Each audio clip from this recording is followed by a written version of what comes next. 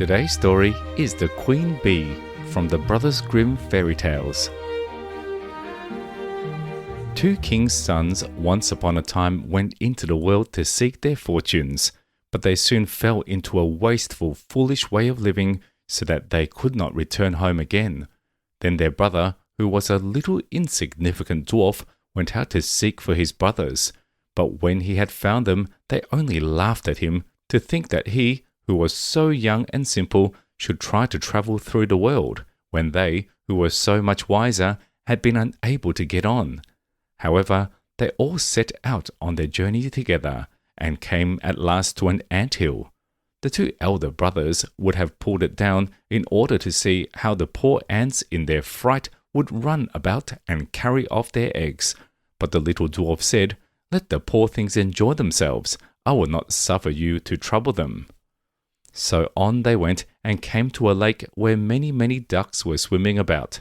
The two brothers wanted to catch two and roast them, but the dwarf said, "Let the poor things enjoy themselves. You shall not kill them." Next they came to a bee's nest in a hollow tree, and there was so much honey that it ran down the trunk, and the two brothers wanted to light a fire under the tree and kill the bees so as to get their honey. But the dwarf held them back and said, "Let the pretty insects enjoy themselves. I cannot let you burn them." At length the three brothers came to a castle, and as they passed by the stables, they saw fine horses standing there, but all were of marble, and no man was to be seen. Then they went through all the rooms till they came to a door on which were 3 locks, but in the middle of the door was a wicket so that they could look into the next room. There they saw a little grey old man sitting at a table, and they called to him once or twice, but he did not hear. However, they called a 3rd time, and then he rose and came out to them. He said nothing, but took hold of them and led them to a beautiful table covered with all sorts of good things. And when they had eaten and drunk, he showed each of them to a bedchamber. The next morning he came to the eldest and took him to a marble table, where there were 3 tablets containing an account of the means by which the castle might be disenchanted. The first tablet said, "In the wood under the moss lie the 1,000 pearls belonging to the king's daughter. They must all be found, and if one be missing by set of sun, he who seeks them will be turned into marble." The eldest brother set out and sought for the pearls the whole day, but the evening came and he had not found the first 100, so he was turned into stone as the tablet had foretold. The next day the second brother undertook the task, but he succeeded no better than the first, for he could only find the second 100 of the pearls, and therefore he too was turned into stone.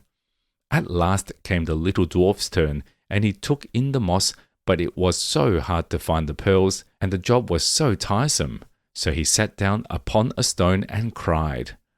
And as he sat there, the king of the ants, whose life he had saved, came to help him, with 5,000 ants, and it was not long before they had found all the pearls and laid them in a heap. The second tablet said, "The key to the princess's bedchamber must be fished up out of the lake."